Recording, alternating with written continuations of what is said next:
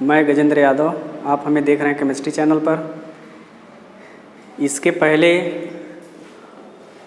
Atomic structure से electron, proton की discovery के बारे में हमने डिस्कस किया हुआ था। उसको देखा कि कैसे डिस्कवरी की गई, कौन से वैज्ञानिक शामिल थे, किनके द्वारा किया गया। उसी के साथ साथ आज हम बात करेंगे डिस्कवरी ऑफ न्यूट्रॉन, यानी न्यूट्रॉन के बारे में। यानी न्यूट्रॉन की खोज कैसे हुई, किन वैज्ञानिकों के द्वारा न्यूट्रॉन की खोज की गई। इसके पहले वाले वीडियो में हमने थोड़ा सा जिक्र किया हुआ था कि न्यूट्रॉन कहाँ पाया जाता है, इलेक्ट्रॉन कहाँ पाया जाता है, किसके साथ यह स्थित होता है। इसके साथ साथ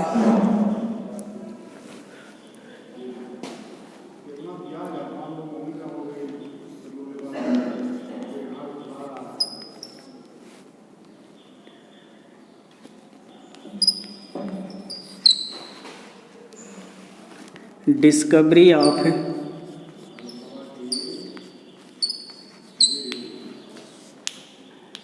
न्यूट्रॉन। डिस्कवरी ऑफ न्यूट्रॉन 1920 यानी 1920 में वैज्ञानिकों के दिमाग में एक प्रश्न चल रहा था कि एटम में सिर्फ दो पार्टिकल मिले हुए थे। एक तो इलेक्ट्रॉन मिला हुआ था, दूसरा प्रोटॉन। जो तीसरा था वह कंफर्म नहीं था। 1920 के बाद 1930 में यानी 1913 में जर्मन के साइंटिस्ट बोथे तथा बेकर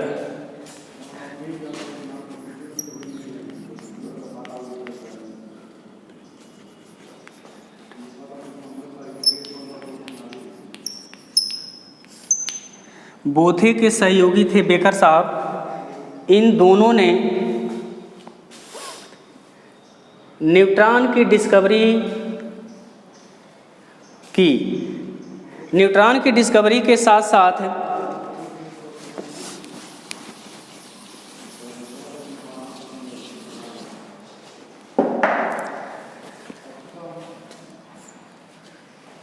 न्यूट्रॉन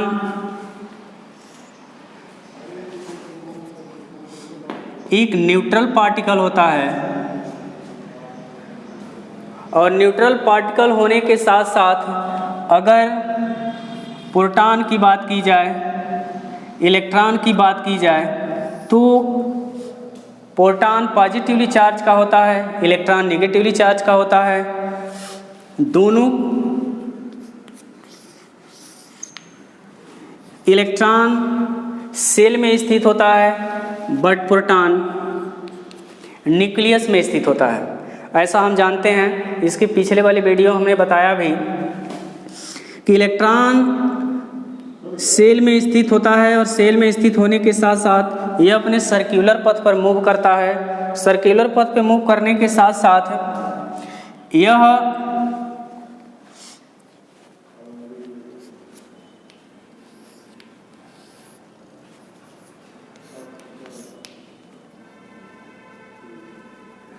अगर यह सर्कुलर पथ पर मूव करता है तो मूव करने के दौरान अगर यहाँ इलेक्ट्रॉन स्थित है या अगर यहाँ पर स्थित है, तो अगर यहाँ चला जाता है तो इस पर जो है ग्रेविटेशनल अट्रैक्शन काम करता है। इस पर ग्रेविटेशनल अट्रैक्शन काम करने के साथ साथ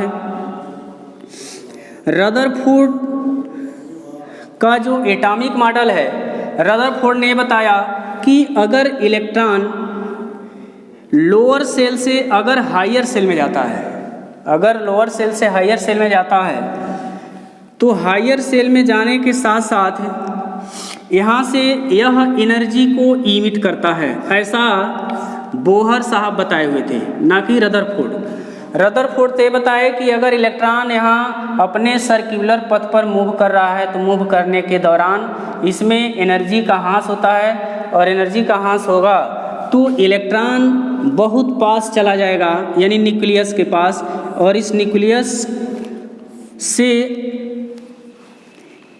इस सेल की जो दूरी है बहुत कम है, इसलिए कभी कभी क्या होता है बहुत तीव्र वेग से गति करने के साथ साथ यह क्या करता है इसके पास चला जाता है, और पास जब चला जाता है तो यह इलेक्ट्रॉन इस न्यूक्लियस में भी जाकर गिर सकता है, जो कि ऐसा संभव नहीं है, ऐसा रदरफोर्ड साहब बताए। तो इन रदरफोर्ड की कमियों को दूर करने के लिए ये बोहर साहब ने अपना एक मॉडल प्रस्तुत किया जिसे बोहर का एटम मॉडल कहते हैं। बोहर ने इस चीज़ को क्या किया, अपने तरीके से समझाया और बताया कि अगर इलेक्ट्रॉन अपने सर्कुलर पथ पर मूव करता है तो मूव करने के दौरान एनर्जी से यानी जो रेडिएशन निकलते हैं उस रेडिएशन से एनर्जी का इमिट करता है, एनर्जी को क्या करता है इमिट करता है।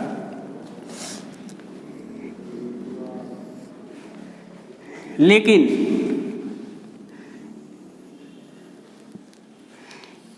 यह कॉन्सेप्ट अगर रदरफोर्ड देखा जाए, रदरफोर्ड के परमाणु मॉडल में, तो रदरफोर्ड के परमाणु मॉडल में इस तरह का कोई जिक्र नहीं था, यानी इनकी कमियों को दूर करने के लिए ही इन्होंने एक मॉडल दिया। इसके पिछले वाली वीडियो में हम बताए थे कि इलेक्ट्रॉन जो सेल है, इस सेल से और इस न्यूक्लियस के बीच में अट्रैक्शन काम करता है, यानी ग्रेविटेशनल अट्रैक्शन काम करता है, और उस अट्रैक्शन फोर्सेस के कारण ही इलेक्ट्रॉन अपने निश्चित कक्षकों में घूमता रहता है,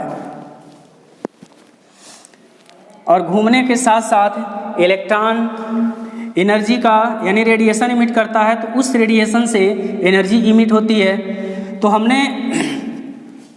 हमें देखना यह है कि अगर इलेक्ट्रॉन कभी कभी यहाँ यानी लोअर सेल से हायर सेल में जाता है और लोअर सेल से हायर सेल में जाता है, उस दौरान क्या करता है एनर्जी को क्या करता है इमिट करता है, और इमिट करता है तो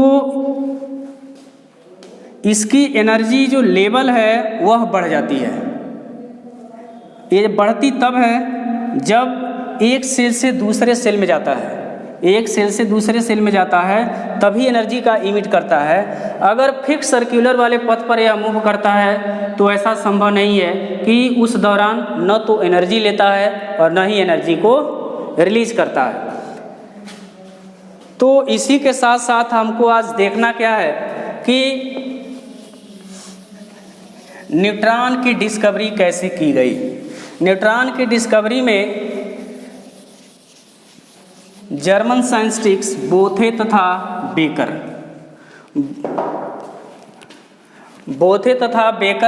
दो रहे, इनके सहयोगी रहे। इन्होंने सबसे पहले क्या किया, एक बेरिलियम का एक रॉड ले लिया,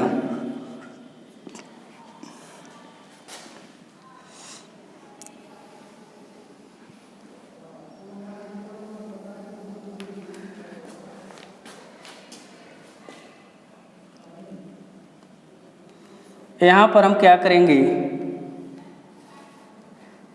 एक रेडियो एक्टिव मटेरियल ले लेंगे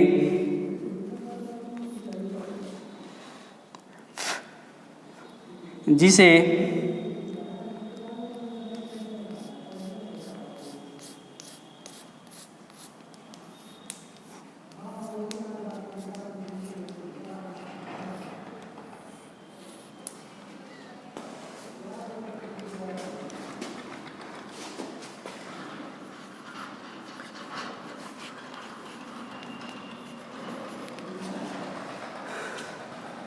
यहाँ से क्या किया गया,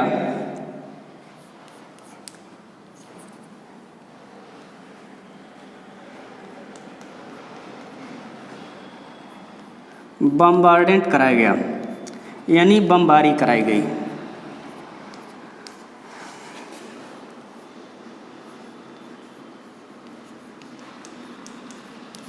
अल्फा पार्टिकल। यहाँ से हमने क्या किया, इसको ले लिया एक फूल, और इस फूल से हमने रेडियो एक्टिव मटेरियल लिया, और रेडियो एक्टिव मटेरियल को यहाँ से सीधे बम्बार्डेंट करा दिया। बम्बार्डेंट कराया तो जो यह बेरिलियम का राड है, इस राड पर यह रेडिएशन आकर निकल आते हैं, और निकलते हैं तो यहाँ पर जो है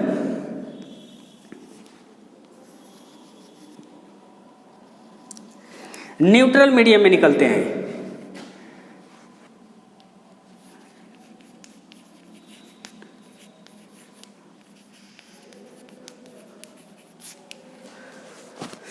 और सीधे टकराते हैं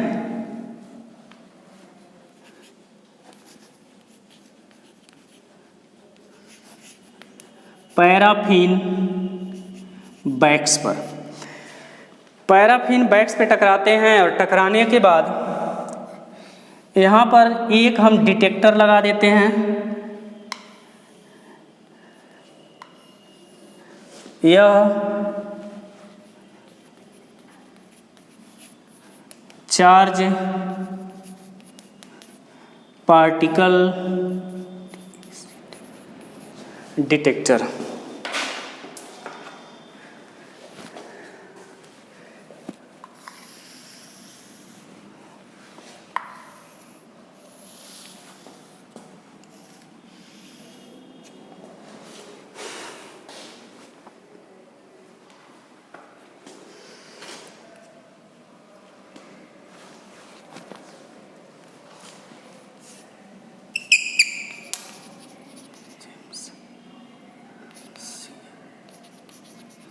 James Chadwick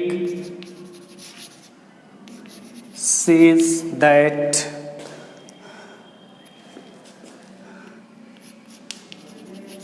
neutral particle।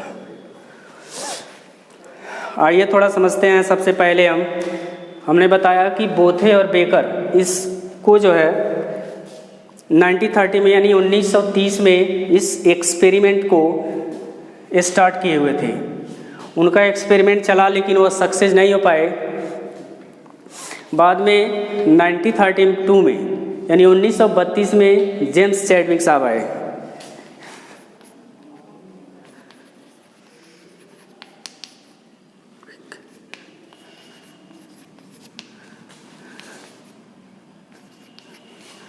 James Chadwick साहब आए और उन्होंने क्या किया, सबसे पहले एक बेरिलियम का राड ले लिया और उसके ठीक सामने पैराफिन बैक्स लगा दिया। पैराफिन बैक्स और सीधे इसके सामने एक चार्ज पार्टिकल का डिटेक्टर लगा दिया। उसके बाद यहाँ पर एक रेडियो एक्टिव मटेरियल जिसे हम क्या मान लिए हैं, अल्फा पार्टिकल मान लिए हैं। अल्फा पार्टिकल वही है हीलियम।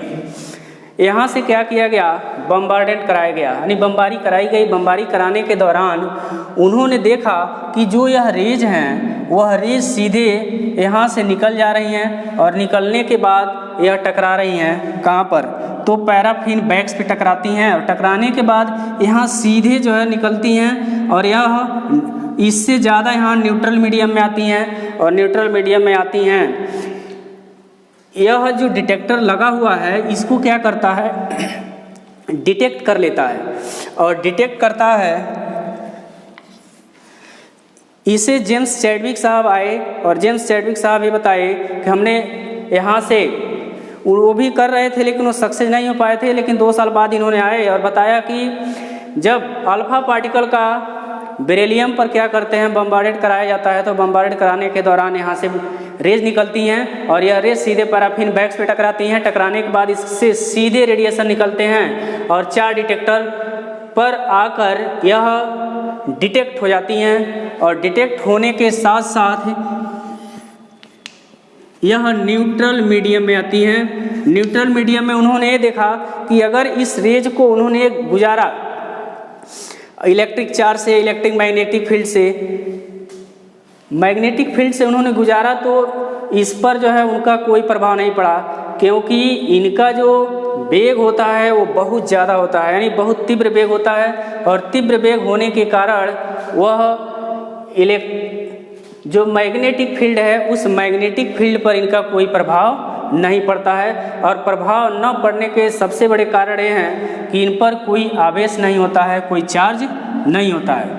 तो ये जो यहाँ से रेज आ रही हैं ये बिना चार्ज की हैं, यानी इस पर कोई चार्ज नहीं है। और बिना चार्ज का जो मेन संकल्पना था वह जेम्स चैडविक साहब बताए। जेम्स चैडविक साहब ये बताए कि यह जो रेज निकल रही हैं यह रेज न्यूट्रल मीडियम में है। और उन्होंने एक्सपेरिमेंट करने के लिए, कंफर्म होने के लिए और भी कई तरह का इमेजिन अपने अंदर किया। उन्होंने देखा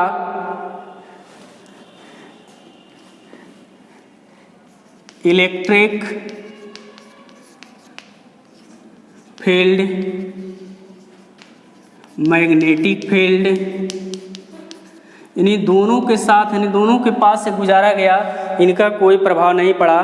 तो ठीक जो है गामा जो रेज हैं, गामा रेज की तुलना इनसे की जाती है। जिस तरह से गामा रेज का वेग बहुत ज़्यादा होता है, ठीक उसी तरह से इनका भी वेग बहुत ज़्यादा होता है। तो गामा रेज का तुलना जो है कि एक्स रेज से भी किया जाता है। एक्स रेज के बारे में हम जानते हैं, एक्स रेज की खोज रंजन ने किया हुआ था।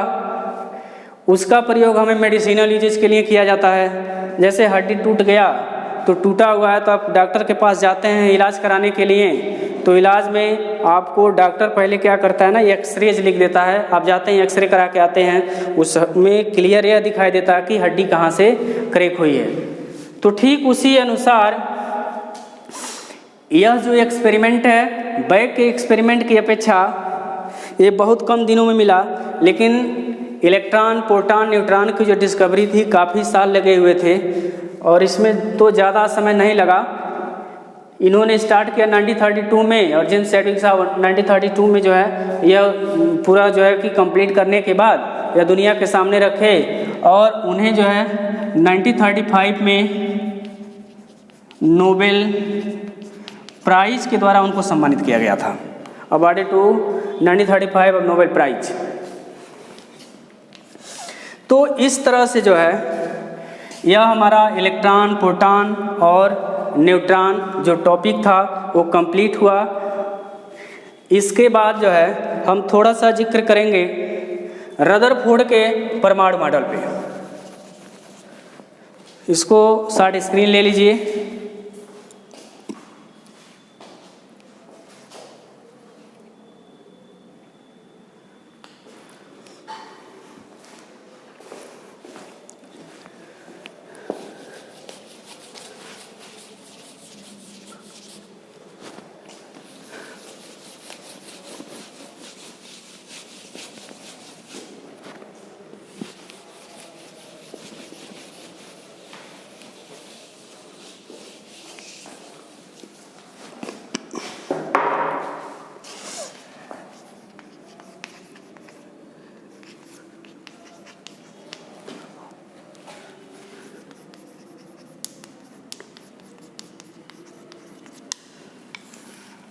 रदरफोर्ड का एटॉमिक मॉडल।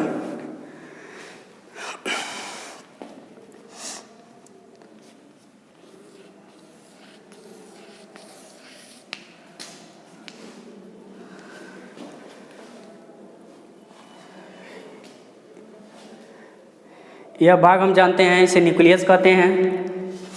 किसी परमाणु के विशाल क्षेत्र में जो धनावेशित भाग होता है वह न्यूक्लियस कहलाता है। न्यूक्लियस में प्रोटॉन और न्यूट्रॉन उपस्थित होते हैं, यानी प्रोटॉन और न्यूट्रॉन प्रेजेंट होते हैं। इलेक्ट्रॉन किसी एक सर्कुलर पथ पर स्थित होता है। ये भी आपको बताया गया था कि इस पर दो तरह के बल कार्य करते हैं। एक जो है अपकेंद्र बल होता है जो सीधे नाभिक से बाह्य कक्षक की तरफ लगता है। एक दूसरा फोर्स है जो बाह्य कक्षक से नाभिक की तरफ काम करता है, जिसे हम अभिकेंद्र बल कहते हैं।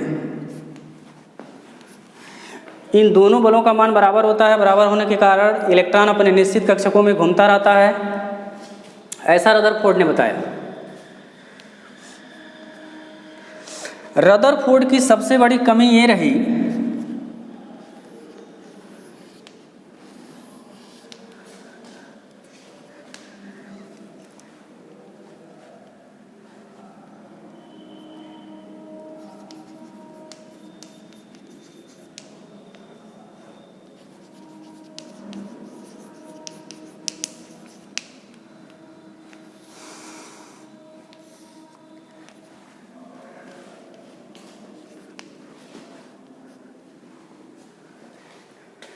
इलेक्ट्रॉन एनर्जी का इमिशन करता है